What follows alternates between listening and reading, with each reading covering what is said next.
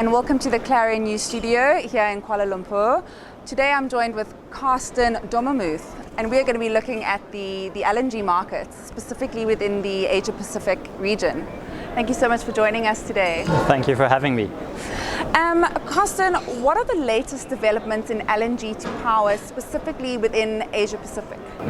I think, LNG is a big story since the last 10 years when we saw that countries like Qatar and Australia was exploring the export of liquefied natural gas into the world. And what we have seen in the past 10 years is that we have now a very strong, I would say, bargaining power from the customer side. So we have huge volumes which are tradable on a global level on LNG.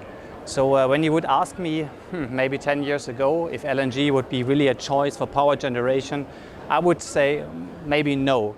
But today we see that the fuel LNG converted into natural gas is really competitive to other fuels like heavy fuel oil or also coal. So this means you have huge opportunity with LNG to reduce the environmental footprint of the entire power generation market.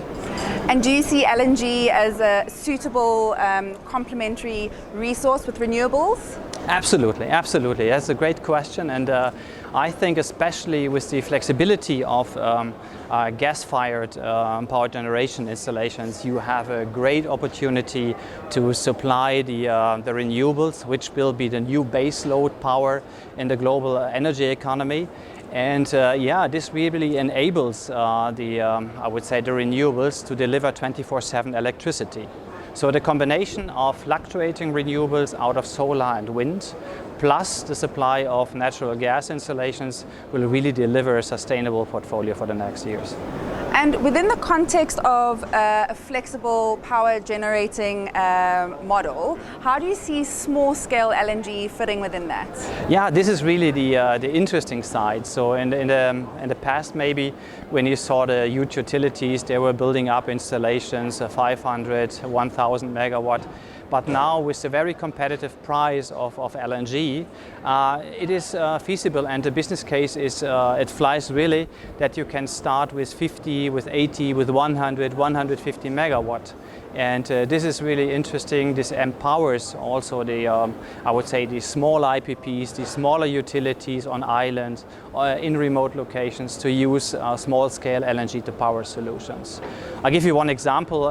Gibraltar, for example, it's 80 megawatt installation, which is now since the beginning of the year under commercial operation. They decided to switch from heavy fuel oil operation into small-scale LNG.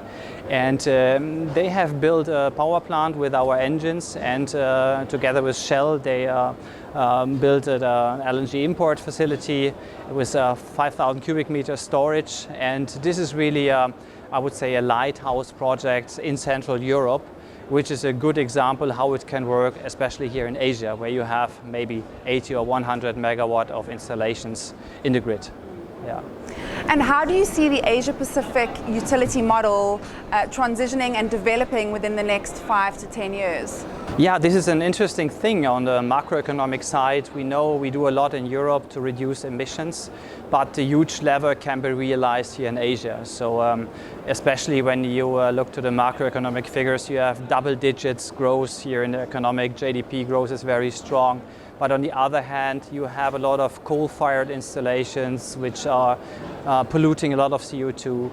And especially natural gas has the opportunity to reduce on the very high efficient level by using engines or maybe high efficient turbines to reduce the CO2 footprint and realize maybe an economic growth with low CO2 impact. So it's indeed a very, very interesting opportunity to reduce the environmental footprint, especially in Asia Pacific.